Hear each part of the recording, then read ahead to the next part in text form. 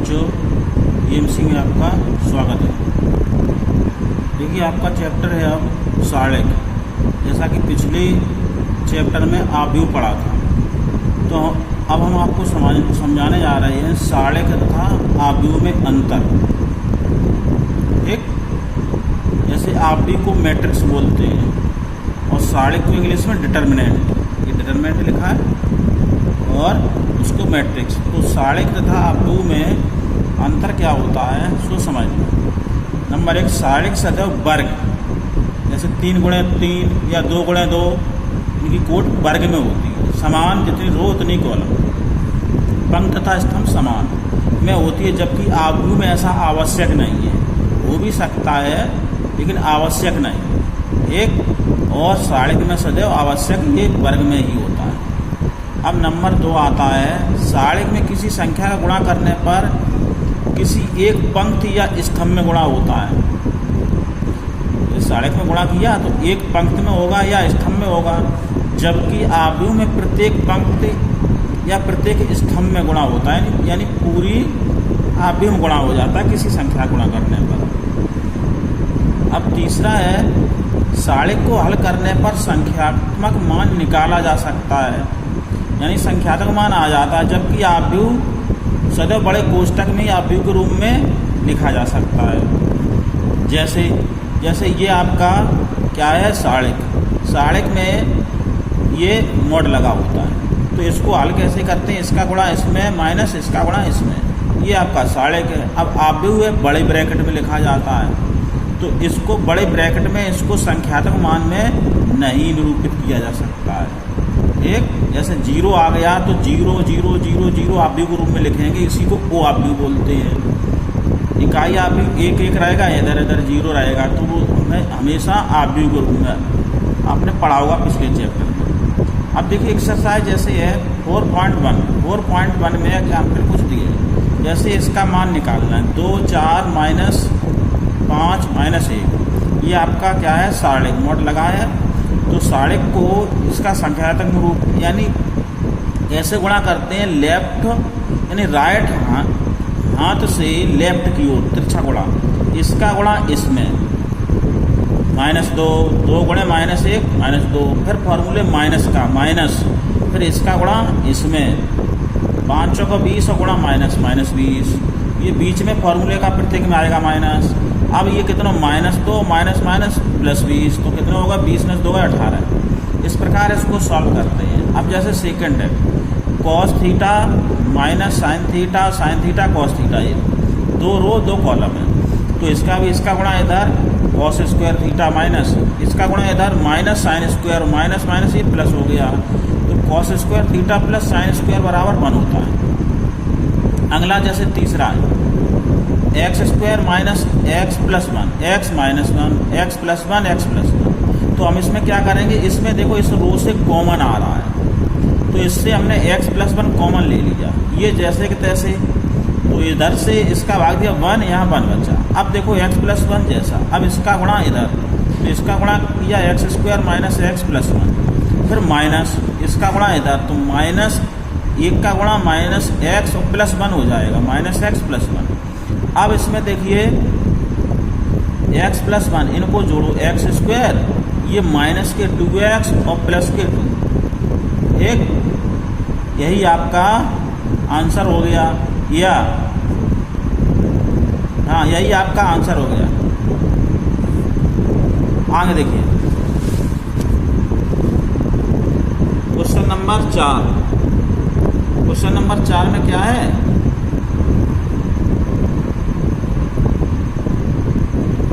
Question में चाहे यदि a बराबर ये दिया तो सिद्ध करना, ये मोड लगा है, मोड 3a बराबर 27 मोड a। इसका मतलब 3 का ऐसा 3 का गुणा करके मोड निकालना है, इस इधर इसी का मोड निकाल के 27 गुणा करके देखो दोनों बराबर आएगा। एक तो हमने क्या a ये दिया तो 3a। अब ये आव्यूह में प्रत्येक में गुणा होता है 3 का, यहाँ 3 हुआ 0 3 0 3, ये 6 हो गया, 0 0 12 हो गया। एक अब इसका मोड निकालना है, पहले से सर कर रहे हैं, तो इसका मोड का मतलब ये आव्यूह से मोड के चिन्ह लग गए, तो इसको कैसे खोलेंगे, 3 ये लिख दिया, इससे ये कैंसिल और इससे ये कैंसिल, बचे कितने 3 6 0 12, सो 3 6 0 12 लिख दिए। उसके बाद फिर यहाँ प्लस आपके पास माइनस आएगा, माइनस है 0 0, तो ये कैंसिल हुआ और ये कैंसिल हुआ, क्या 0 0 6 12, 0 0 6 12 बचे। ठीक, यानी जो अवयव लेते हैं उससे लम डालते हैं दोनों दिशाओं में, तो जो बचते हैं वो लिख देते हैं। फिर नंबर आया 3 का, तो प्लस माइनस, अब ये प्लस फिर आया 3, तो इधर से ये कैंसिल, इधर से ये कैंसिल, 0 0 3 0, 0 0 3 0। इसको सॉल्व करिए तो 3 ये हुआ, 12 दिया 36 माइनस 0, माइनस 0 का गुणा आप करेंगे 0, ये भी 0 हुआ, कितना हुआ 0। यहाँ पर है प्लस, प्लस 3 गुणे 0 माइनस 0, तो ये भी 0 हुआ। तो 36 दिया 108, ये सब 0 हो गए, यानी ये 0 आया, 3 गुणे 0 ये भी 0, तो LHS आया है 108। अब निकालो RHS, RHS में क्या है 27 A, तो 27 mod A, mod का मान निकाल लो, जो A दिया है इसका mod कर दो, 1 0 1 0 0 1 2 0 0 4, ठीक, इसका मान निकालना है। तो 27 बड़ा ब्रैकेट, अब इसको खोल दो, तो ये कैंसिल ये कैंसिल, 4 एकन 4 माइनस 0, डायरेक्ट लिख दिया 4 माइनस 0, फिर माइनस ये आया, ये कैंसिल 4 गुणा 0 0 माइनस 0, तो ये 0 हो गया। फिर प्लस का 1, ये कैंसिल और इधर से ये कैंसिल, तो बचा कितना 0 माइनस 0, ये भी 0 हुआ।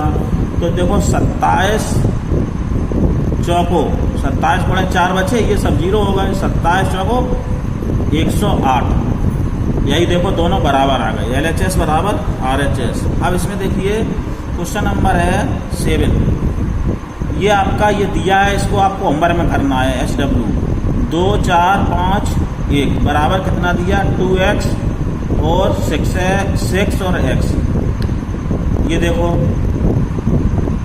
ये दिया है, x की वैल्यू इनमें निकालनी है, तो दोनों तरफ अब हम इसमें सेकंड बता रहे हैं, ये होमवर्क में है। तो देखो इसका गुणा इधर, ये डायरेक्ट तुलना नहीं होती है, इसका गुणा इधर, तो 5 दूनी 10 माइनस 4 दिया 12 बराबर, इधर गुणा 5x माइनस 6x, तो इधर बचे माइनस के 2, इधर कितने बचे x, तो x बराबर 2, ये आपका हो गया आंसर। ठीक है, फर्स्ट होमवर्क में। हाँ बच्चों, इसमें देखिए साड़िक के कुछ गुणधर्म होते हैं, प्रॉपर्टी ऑफ डिटर्मिनेंट। इनके गुणधर्म क्या होते हैं, 6 लिखाएंगे, होते तो जाना 6 से आपका काम हो जाएगा, इनको याद कर लेंगे, इसी से आप इसको समझना भी है। तो पहला है, किसी साड़िक में पंक्तियों का स्तंभों या स्तंभों को पंक्तियों में परिवर्तित कर दें, यानी बदल दें, तो साड़िक का मान नहीं बदलता। जैसे ये साड़िक है, ये पंक्ति है 3, इसको इस पंक्ति को खड़ा कर दिया, इस पंक्ति को इधर खड़ा कर दिया, इस पंक्ति को इधर खड़ा, तो ये मान बराबर होता है, कोई अंतर नहीं है, दोनों को सॉल्व करेंगे मान बराबर आएगा। एक वही लिख दिया है। नंबर 2, यदि किसी साड़िक की किसी पंक्ति या स्तंभ का प्रत्येक अवयव शून्य हो तो साड़िक का मान शून्य हो जाता। अब क्या है इसमें, प्रत्येक का अवयव, प्रत्येक पंक्ति या स्तंभ यानी रो, जैसे ये एक रो है, इसका प्रत्येक अवयव 0 है, तो इसका मान 0 हो जाएगा। या एक कॉलम का 0, तो इधर ये कॉलम 0 है पूरा, तो इसका मान 0 हो जाएगा। क्लियर है। अब क्वेश्चन नंबर है नहीं, अब है तीसरा प्रगुण, यदि किसी साड़िक की 2 समांतर आसन पंक्तियों या आसन स्तंभों को परस्पर बदल दिया जाए तो मान नहीं बदलता, परम चिन्ह बदल जाता है। तो 2 समांतर आसन, आसन का मतलब लगातार, यानी ये संख्या इसके आसन है और ये संख्या इसके आसन है, ठीक, और इधर से ये रो इसके आसन है और ये रो इसके आसन है, तो इनमें लगातार 2, इसको इधर बदलें, इसको इधर बदल सकते हैं, तो एक चिन्ह बदलेगा। तो हमने क्या किया, देखिए हमने इस कॉलम को इधर पहुंचा दिया, इसको इधर पहुंचा दिया, तो माइनस लग गया। ये कॉलम पहुंचा देखो पहले पे, और पहला दूसरे के स्थान पर पहुंच गया, तो क्या बदला, एक बार बदलने पर चिन्ह बदलता है। या अब इधर बदलेंगे रो, जैसे ये रो है, ये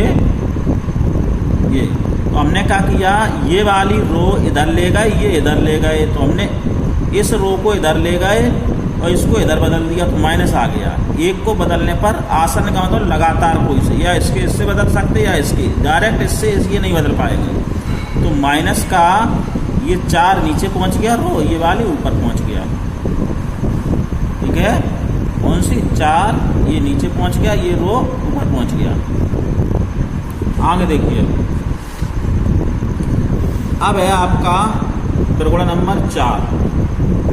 तो यदि किसी साड़े में कोई 2 पंक्तियां, पंक्तियां का मतलब रो, या 2 स्तंभ, स्तंभ का मतलब कॉलम परस्पर समान है, तो साड़े का मान 0 हो जाता है। कोई सी 2 पंक्तियां या 2 रो समान हो जाएं तो साड़े का मान 0 हो जाता है। जैसे ये रो देखो समान अवयव लिखे, ये अलग है, तो इसका मान 0 हो जाएगा। क्यों 0 हो जाएगा, लिखना पड़ेगा R1 बराबर R2, ये R1 है, ये R2, दोनों बराबर है इसलिए 0 हुआ।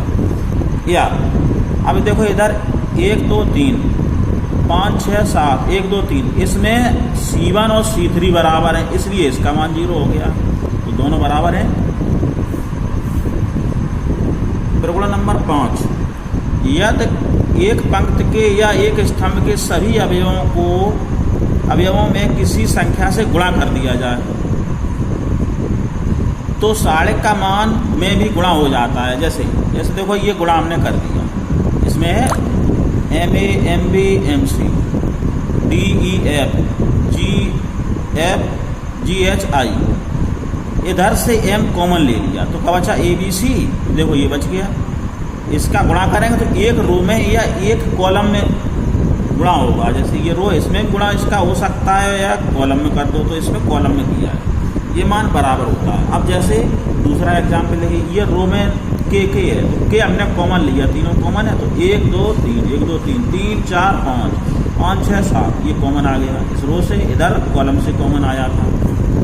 अगला त्रिगुण 6, यदि किसी पंक्ति या स्तंभ का प्रत्येक अवयव 2 राशियों का योग हो, यानी 2 राशियाँ, देखो ये योग है ये अलग है, 2 राशियों का योग हो तो साड़े को उसी कोट का मतलब 3 गुणे 3 या 2 गुणे 2, उसी कोट के 2 साड़े को योग के समान प्रकट किया जा सकता है। यहाँ प्लस है तो कैसे लिखेंगे, A + B B + C C + D और E F G H I J, तो इसको पहली आपकी साड़े कौन मानेगी, A B C E F G H I J A B C, देखो ये बनी प्लस, अब ये वाली आ जाएगी, ये जैसे बन गए। ठीक, धन्यवाद।